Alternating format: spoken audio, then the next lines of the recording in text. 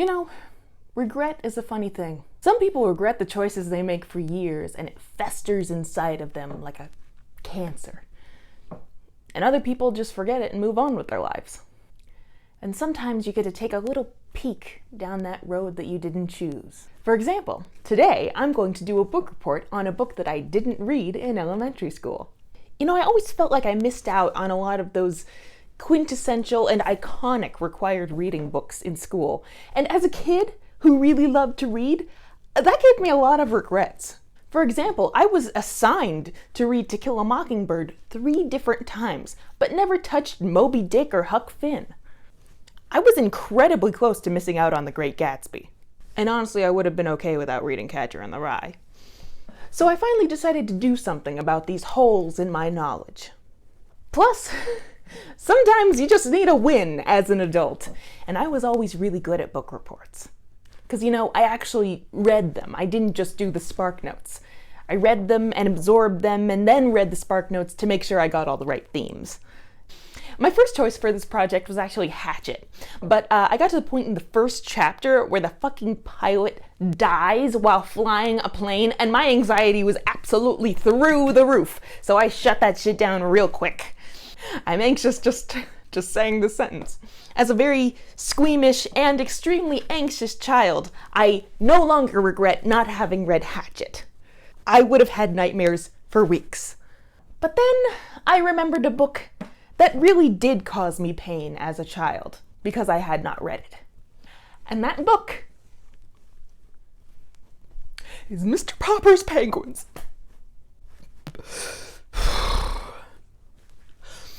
Let me set the scene. The summer after 3rd grade, I switched schools. And the school that I ended up at was incredibly, bougie. I had already been attending a private school, but this one was just fucking ridiculous.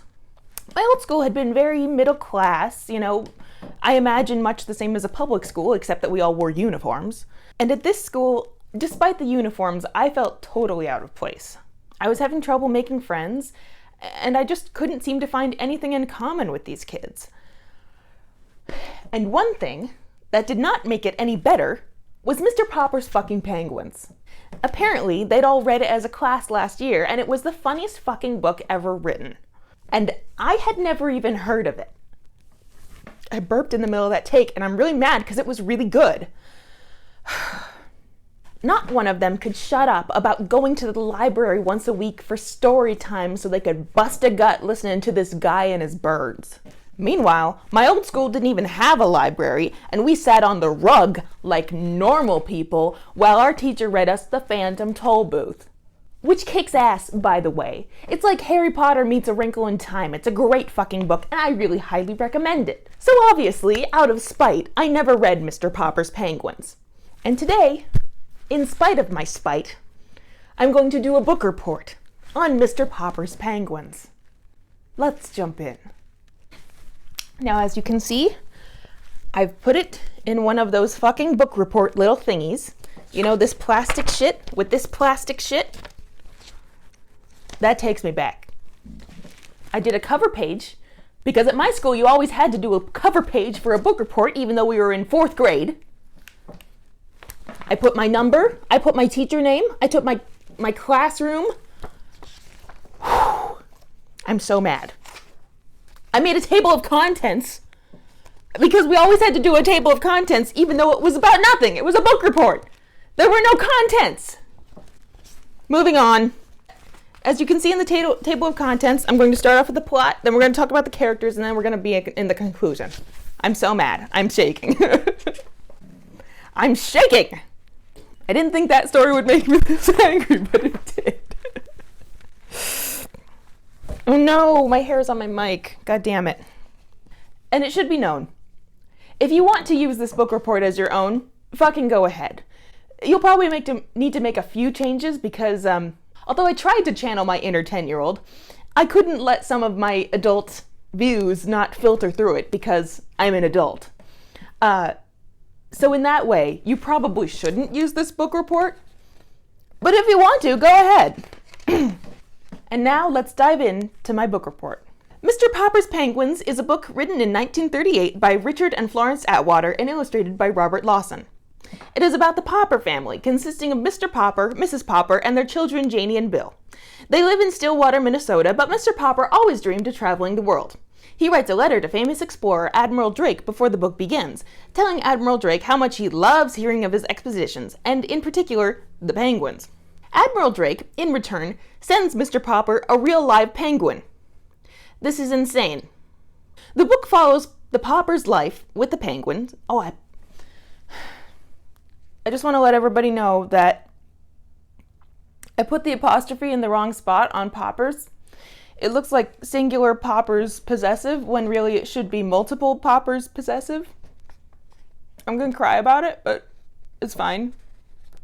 You see, I wrote this book report like I wrote all book reports, which is that I wrote it once through and then I never ever read it again. So there wasn't like a second draft on it or anything. This is just exactly how I would have written a book report as a kid. So I'm really mad about the apostrophe. It's fine, I'm just gonna keep going. The book follows the Popper's life with the penguin, which they named Captain Cook. At first, it's fun, as they turn the icebox into a bed for the penguin, and hijinks ensue once the neighbors meet him. Eventually, Captain Cook gets sick and sad, and Mr. Popper writes to a zoo to try and figure out how to cure him. The zoo man theorizes that Captain Cook is lonely, and sends Mr. Popper another penguin. Again, this is absolutely bananas. Soon enough, Captain Cook is happier than ever, and he and the new penguin, Greta, begin to mate and end up having 10 children of their own. At this point, the penguins are getting rather expensive, so the Poppers come up with the idea of training them to perform in a vaudeville act. The penguins are a big success, and the entire family joins them as they perform across the country. Once they reach their final show in New York City, they begin to get into trouble. First of all, winter is over, so the penguins are beginning to feel bad in the hot weather. Second, there is a mix-up, where Mr. Popper accidentally takes them to the wrong theater for their performance, and they end up getting arrested and put in jail for almost a week. In an exciting twist, they are bailed out not by their manager, but by the famous explorer, Admiral Drake. He commends Mr. Popper for taking care of the penguins so well and offers him an exciting opportunity. Penguins only naturally live at the South Pole, but Mr. Drake wants to populate the North Pole with penguins as well, so that explorers will have more fun there. This doesn't seem like a very good situation for the penguins to me, but then again, I'm not a penguin expert. Since Mr. Popper's penguins are extremely well trained and smart, he wants to use his penguins as the beginning of the penguin population on the North Pole. This part made the reader consider the implications of penguin incest. That same day, a movie producer from Hollywood offers to put the penguins under contract and make them movie stars. Considering how well people were usually treated under contract, I wouldn't be surprised if PETA didn't try to intervene in that situation. And the baby penguins were only mere months old! We all know how well-adjusted child stars turn out to be. Mr. Popper considers this carefully, as either way he will surely lose his beloved penguins, but on the other hand, traveling the country is clearly not good for them either. In the end, he decides to let them go populate the North Pole with Admiral Drake. However, the producer still ends up filming their act for a lump sum of $25,000. At this point, the reader wondered if Mr. Popper had ever heard of residuals. The book ends with the family loading up the penguins on Drake's ship. Just as they're leaving, Drake stops them, saying that he assumed Mr. Popper would be coming along to take care of the penguins, proving that it really is true what they say about assuming.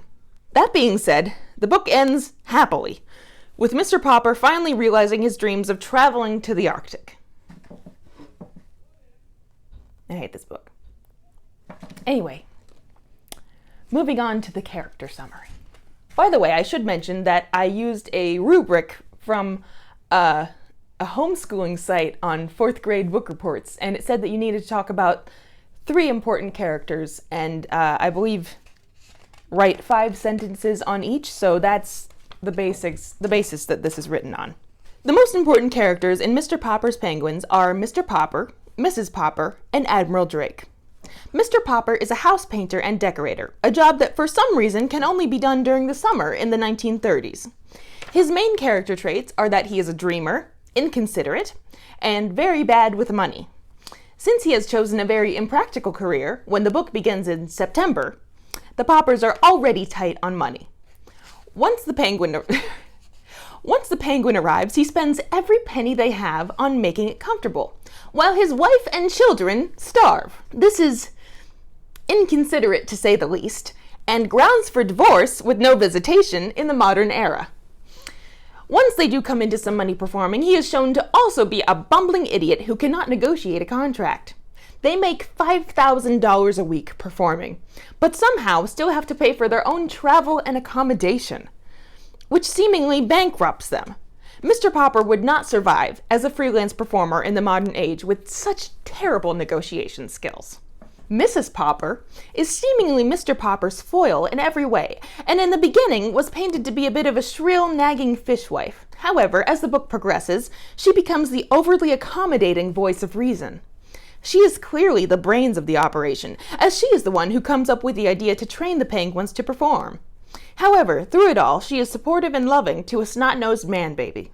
She is constantly let down by her partner, emotionally and financially, and this reader thinks she deserves better. Mrs. Popper is a catch, and Mr. Popper is a buffoon. Now, some might say that Admiral Drake is a tertiary character, and that the focus should now be on the penguins. However, the penguins are not really characters. They are penguins. Alfred Drake... Oh, I wrote his name wrong. His name is actually Admiral Drake, but I really thought it was Alfred Drake for a long time because he was a famous movie star in the 40s. Whoops, his name is Admiral Drake. Admiral Drake sets the plot in motion, seemingly with no motivation except the desire to make a fan happy. One wonders why, instead of simply sending his fan a letter or a picture of a penguin, he decided to send a penguin to an environment that is clearly not its natural habitat. Once again, this is clearly fiction because PETA would have thrown a fit. Then, later in the book, he wants to bring them to the North Pole, despite knowing that there are dangerous polar bears there that pose a significant amount of danger to the penguins. This man is, by all accounts, a monster. Admiral Drake is an extremely chaotic character who wants to watch the world burn. In conclusion, this book does not live up to the hype. This reader has to agree with a quote from the Kirkus Review upon its release in 1938. Quote, "This is rather a silly story, and I don't believe children will find it particularly funny," end quote. There were certainly moments of humor, but all in all, I think it would do better in a visual medium.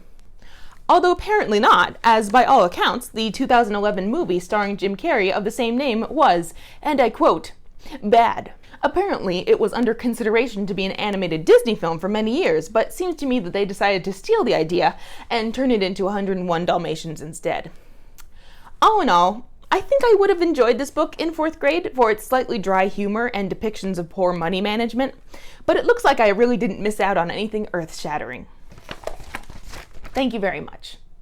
I know I think that went pretty well, but it wouldn't be a true elementary school book report if you didn't have to do an art project.